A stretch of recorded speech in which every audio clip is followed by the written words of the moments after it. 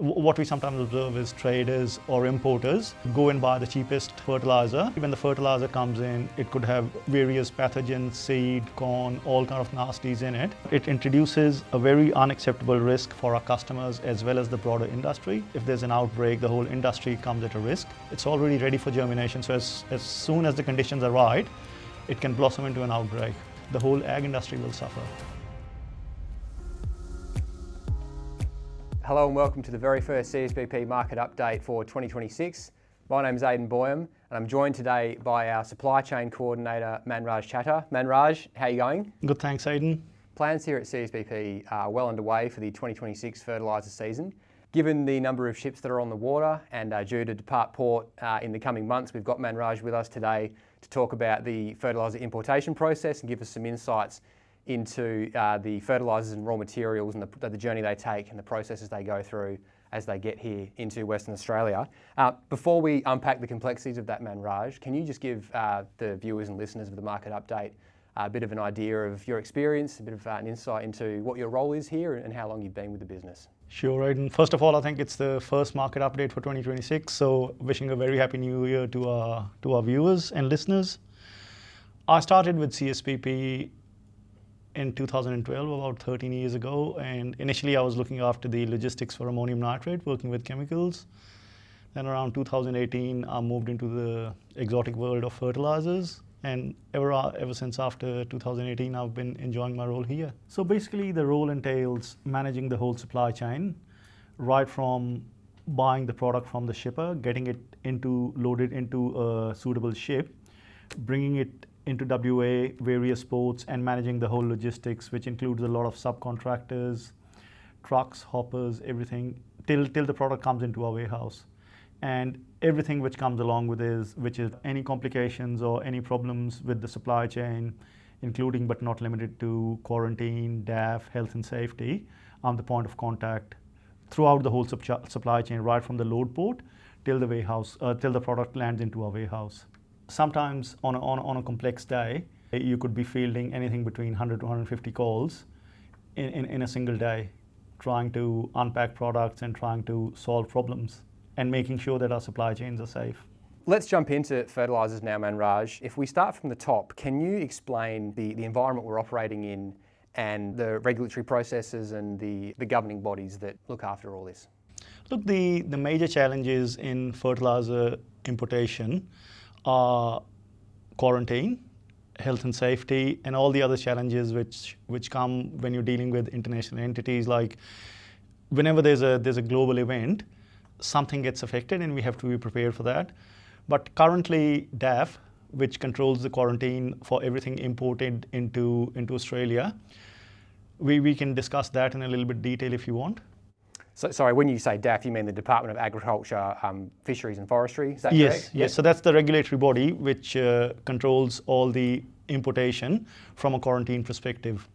And Australia's got some of the strictest quarantine protocols in the world, which is to ensure that no pathogens come into the country or there's no risk to the flora and fauna. If we get down more into the nitty-gritty of the process, can you explain how it is and all the different processes and steps that are entailed in it? Yes, so out here, fertilizers is one of the products which, while importing, you can go straight from the port to the farm. Basis the documentation and all the efforts you've put in the supply chain.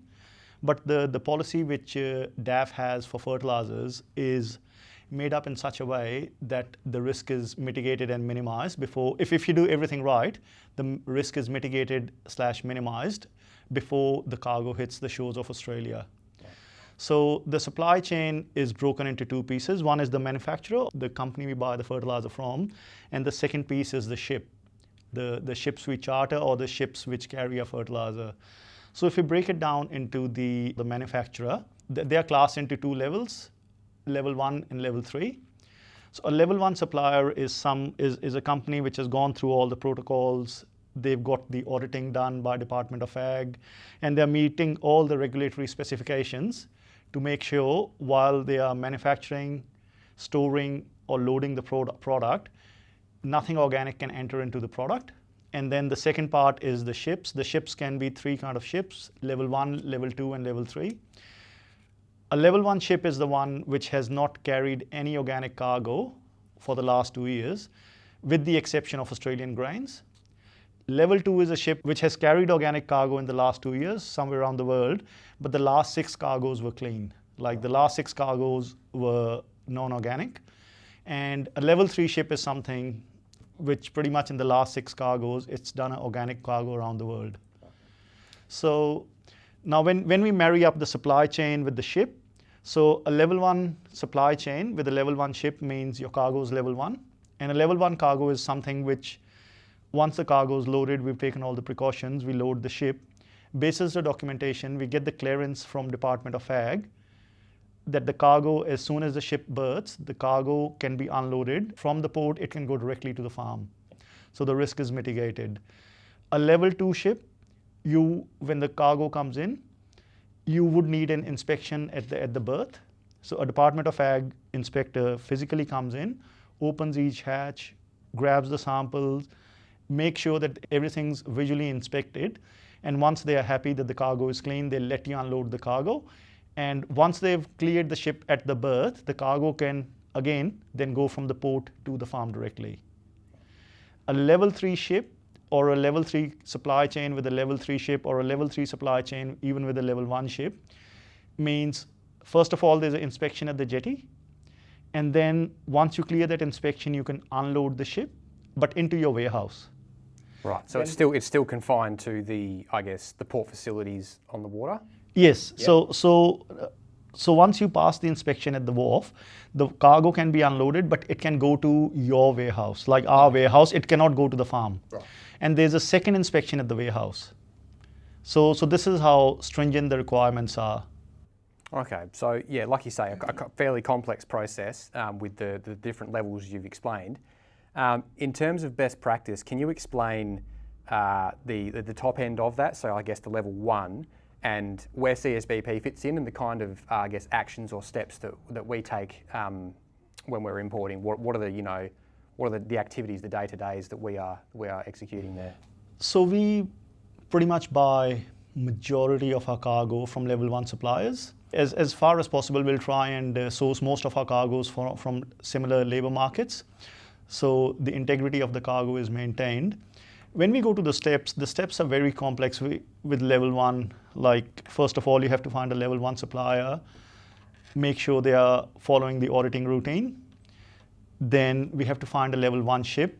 The ship goes to the port. Couple of days before the ship goes to the port, we send a surveyor, a DAF certified surveyor, who goes to the warehouse, inspects the cargo, inspects the warehouse, the conveyors and stuff to make sure there are no weeds growing in the warehouse, or there's no wind blowing, no birds in the warehouse, no rats. So anything which can introduce any form of organic contamination gets checked. Then when the ship comes in, the same surveyor would do what we call a hatch and hold inspection. So they would go to cherry picker, get into the hold of the ship and inspect every nook and cranny of the hatches. This is before the product is put on the vessel? This is before the loading. Yep. This is before the loading. And this can only be done in daylight. So if your ship gets there at 7 p.m., it has to wait till 6 a.m. in the morning. So then the surveyor does all of that. And when the surveyor has inspected and certified the product pile and the ship, then loading can begin. So during the loading process, they take regular samples. They do regular inspections to make sure during the loading process, because the loading process can take anything between 3 to 6 days. So during that time, we do not want any contamination or anything introduced to the cargo. Once the cargo is loaded, the surveyor also issues instructions to the master and the crew. Instructions as simple as, don't eat any food at the deck of the ship, because if you have multigrain bread and some seeds fall off, the ship's integrity could be compromised. So Manraj, the complexity involved with this process, is it fair to say that this comes at a cost? Most definitely. It comes at a lot of cost and a lot of effort, because like I said, that thing about daylight inspections, level 1 supply chains would offer the product to us at a premium price. The ship owners who have level 1 ships who have not carried any organic cargo for the last 2 years, they will definitely add a premium to the price. So sometimes we actually go to the department ourselves if in doubt. All right, so what are some of the advantages for us to be following this protocol, Manraj? Look, first and foremost, we want the farmers, our customers, feel confident that they can come buy the product from us, spread it on their farms, and they do not have the risk of any incursion of pathogens, any nasties they don't want in the farm. This ensures that we are fully compliant with all the regulations, and with testing at each stage, there's a tick in each box to make sure it's not only a documentary check, it's a physical check as well. And in turn, what it does is it offers reliability as well, because we are not waiting at the jetty, we're not waiting for warehouse inspections, and we can simply just dispatch from the port to the farm, or as soon as the product's landed into a warehouse, it can go to the farm. So it's reliability, it's safety, and overall it protects the industry, because if there's an outbreak, the whole ag industry will suffer. That's a pretty comprehensive view of level 1 and best practice. Can you give us a bit of insight into what might be considered to be, less best practice, and I guess some of the risks that might be associated with the different ways you can bring it in? What we sometimes observe is traders or importers could go and buy the cheapest fertilizer. As level 3, when the fertilizer comes in, it could have various pathogens, seed, corn, all kind of nasties in it. And then they go through different processes with Department of Ag, but fertilizer is a growth medium. So if you have any form of a pathogen or any form of a seed or something in the fertilizer, it's already ready for germination. So as soon as the conditions are right, it can blossom into an outbreak. So by not following the best practice, although you have a lower cost base, but it introduces a very unacceptable risk for our customers as well as the broader industry, because if there's an outbreak, the whole industry comes at a risk. And the other thing can be sometimes if the cargo is infested with pathogens and corns and seeds and stuff, DAF might make a decision to re-export the cargo, which means your supplier does not have enough fertilizer to give you in time, so you might miss the cycle. Well, that was a very comprehensive overview there, Manraj, of the fertiliser import process. So thank you very much for joining us on the podcast today. And apologies to our viewers if we've confused anyone with all the information overload. No such thing. Look, with planning for season 2026 well underway, our team of account managers is ready and willing to support you however needed. If you'd like to discuss anything that was raised on today's episode, or if you'd like to lock in your compound commitments for the season ahead, please pick up the phone and get in touch with your local account manager today. Next time, we'll be back to normal programming on the CSBP Market Update, so we'll see you in a few weeks' time. Hope you can join us then. Bye for now. Thanks, everyone.